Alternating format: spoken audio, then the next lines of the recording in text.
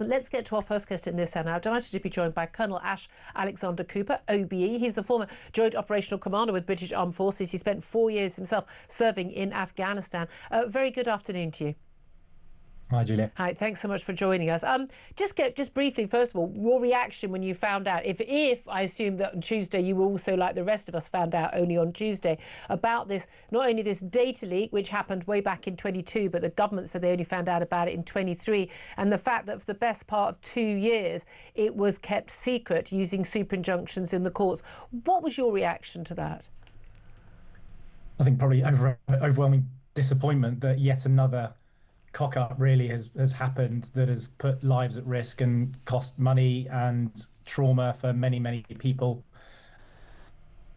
Clearly avoidable. And I think a lot of questions still need to be answered about those that were applying for that scheme. I think 18,000 applied, which is whether the numbers sort of get captured and have gone up to maybe 100,000 when you add families and stuff. Of those 18,000, I wonder how many actually would have been eligible had the process gone through normally, and how many of those that we rushed through were actually legitimate applicants, because those that were legitimate, many of whom I served with, did not get through and were left behind, and some have been killed. Well, that's the thing, isn't it? And we know only a fraction of those people did actually end up getting brought to this country, and we were told that original, the £7 billion cost that was mentioned repeatedly in court hearings under the superinjunction is now not expected to be the cost. We're looking at sort of possibly up to £850 million. It'll be more than that, so let's assume £1 billion in terms of the cost of bringing people over. And then, of course, we're looking at the compensation. I'd like to come on to that. But as you say, I know people who, well, no, I've had people who get in touch with me when we had the Kabul airlift who were desperately trying to get out of the country. I've stayed in touch with the man we've called Sammy, who has showed me proof that he was an Afghan interpreter. Now, whether he was not, I'm not in a position to verify, but I'm pretty sure the MoD is. I've given their details. I've given the details to, the then Defence Secretary Ben Wallace's special advisor, spoken to him about it.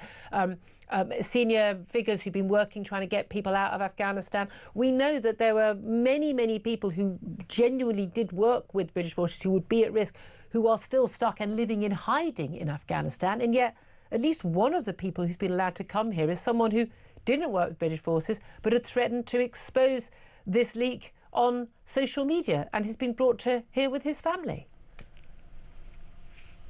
Yeah, I think the thing that makes me really cross is that there are, as you said, there are people who legitimately put their lives at risk, in some cases for up to 20 years, supporting what the UK wanted to do, so supporting UK interests, and many have lost limbs or lost friends and colleagues, and I've certainly had Afghans, shot and killed or blown up in front of me or next to me and around me, and they are clearly very legitimate applicants, those that survived and wanted to come here. There are others who may have worked for the British government for very short periods of time, who may have a case, but when one's trying to prioritise the severity of the threats to their lives, one really should apply a sensible metric to say, who is at most risk and who isn't. And I worry that with this leak, that there is a potential that people who really would never have gone through the process had there been a proper process, were rushed through, and that meant that others could not get here. And we understand that original list that was leaked, where they were basically saying, no, we're going to need to vet these people because we don't know that any Tom, Dick or Harry could apply. It doesn't mean they're going to be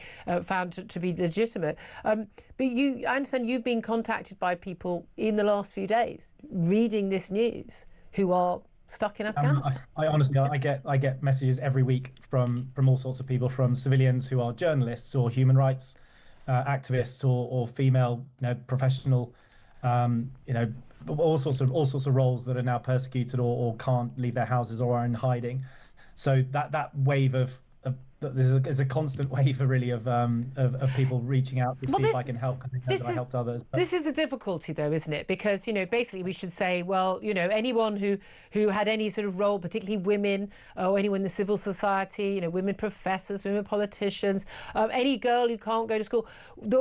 These people are having a terrible time. We should take them in, but we can't take 20 million people. I mean, that's absurd. Obviously. How much of a duty of care do we have? And also the argument that, again, I think there's a difference when British forces have actually said, please help us as interpreters, working intricately with British forces, and in return for which we will guarantee your future safety. And Afghans signing up for an Afghan army, I'm still not convinced why we have a duty of care to those men, for instance? Yeah, well, that's my point, that there are different roles that people, performed for us over many, many years. Some may have been on a couple of months contract and may have even been fired for not actually performing, and therefore they have a certificate that may have said they worked, but they didn't really do as much as others that really, really did put their lives on the line day in, day out for many, many years and have been stuck there. So I think, we have to apply a sensible metric here to work out who actually was eligible. We clearly can't take everybody, but I fear that, well, I know that there are many who were the most deserving, who did the most for us, who were ejected for stupid administrative errors where a misspelt name on a spreadsheet meant that they were rejected when they turned up at Kabul airport. Those sort of things are really upsetting when you then hear that they were murdered in front of their families to send a message to anyone else who was seeking to try and get out of the country. Yeah, exactly. I mean, it is actually heartbreaking, especially some of these people actually being promised, we will get you out. What do you make of the law firms, two law firms who are Barings Law and Lee Day? I no doubt many others will come forward as well, who, bizarrely, they were able to know about this, even though taxpayers and MPs and many government ministers in this current government weren't able to know about this. Indeed, government ministers in the government that got the superinjunction under the Tories, that they have already got some 1,000 people to sort of sign up to a case where they're going to sue the British government over the fact their names were leaked in this big data breach. And we're looking at compensation, 50k, 150k, even more each. We're looking at possibly £1 billion. No doubt it could even go higher. When they've been brought to this country to live safely, now, even if their lives have been put at risk, they have now been rescued. They're living in on the cost of the British taxpayer already. It's the taxpayer who'll end up paying any compensation, ultimately, not the government, not the MoD. They haven't got any money that isn't ours. What do you think about people being allowed, after being brought here to safety, to sue for compensation from effectively the British people? I would frame it slightly differently. That we've seen this before. Lee Day has got form in this space from the Iraq days. I wouldn't blame the Afghans themselves on the whole for this claim or this group claim being raised. We've seen it time and again that there are law firms that see an opportunity to exploit the system, which will make them a lot of money. And I've seen it where fairly ill-informed, let's say Iraqis or Afghans or others coming to this country will be told just to sign paperwork and they might get some money. Of course, they're going to say yes if they're told that that's a case they can win. I don't think we should be directing our ire at the Afghans themselves. I think we have to look at the law firms that are bringing this and understand what is their motivation, because I think I agree with you that if they're already here and there is no risk to them because they are safe and they don't have family members that are left behind, then it's quite hard to justify. Yeah, and simply because of the simple fact that actually being able to live here and not live under the Taliban in Afghanistan, that is more than any compensation they could possibly have for any risk they had. And every Afghan that I know that either I've helped or I'm aware were helped by my friends or colleagues, all they want to do is not be a burden and to contribute to society. They are integrated. They are delivering, really, high impact, roles and jobs, and want to just be a part of this society, and are so grateful to the UK government for getting them over here. So again, we have to be careful not to tar the entire population with the same brush when there are a few bad apples. That is a very good point, isn't it? Because we know, look, there is a rate of criminality among Afghan people who have come to this country, which is off the scale compared to pretty much any other country in terms of their chances, their chances of being convicted of a crime. These are official statistics. This isn't people thinking it. This is a reality compared to other immigrants, but also compared to the British population at large. But often in that case, we are talking about people who've arrived here illegally, boat migrants. That's very, very different from people who've been brought in, who have served with British forces and often saved the lives of our British soldiers. No, absolutely. I mean, the people that I served with have the highest levels of integrity and morals and community spirit, and they are disciplined and honourable people. Those that come across in boats will still be lumped into that Afghan group. Yeah. And if it says Afghans are committing crimes, it is, I'm pretty much say I can guarantee that it's none of the people that I would have served with.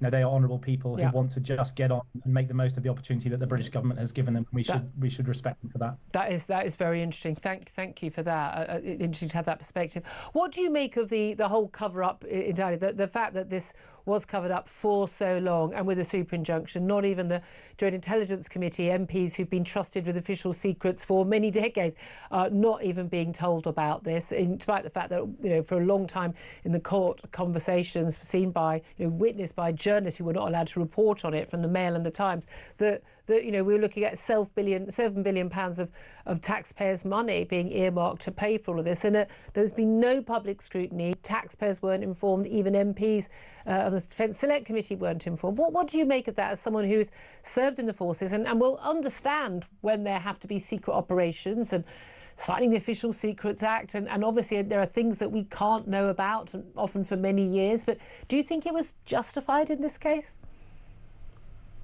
I think the scrutiny is coming now. You know, the fact that we're even talking about it, or every channel is talking about it and trying to hold people to account, I think that will come, and we have to be perhaps patient to once all the facts come out, because people are still only having probably a portion of the facts that are available, and they're being drip fed or coming to light every day. I think that needs to happen. I'm more focused on trying to hope or ensure that this doesn't happen again. Whatever process allowed this to happen that has ended up putting people at risk and costing taxpayers money that they shouldn't be liable for, that mustn't be able to happen again. And as long as the lessons are learned, and genuinely learned, not just identified, but properly learned, then we can make progress. If only we could have faith in that. Colonel Alexander Cooper, OBE, former Joint Operational Commander with the British Armed Forces, 4 years serving in Afghanistan. Thank you. Great to hear your perspective on that. Philip Ingram, listening to all of that, your face was a picture at the end of, you know, learning the lessons. Whenever I hear that phrase, I know they won't be learned. Your reaction to what he had to say? I agree with everything that Ash said, but, you know, the Ministry of Defence never learns lessons. Yeah. It identifies them time after time after time. And I think the whole thing that's coming out of this is an arrogance in the Ministry of Defence that it thinks it can ride roughshod over the processes that we have in the constitutional processes that we have in this country, the constitutional oversights that we have in this country, and that they can make the rules up and none of them apply to them. Yeah. That's the big bit here. Yeah. The real fault in the MoD. It's not quite the ministers that are there. It's all the civil servants and senior officers that are enabling it as well. My question mark over all of this is what else don't we know?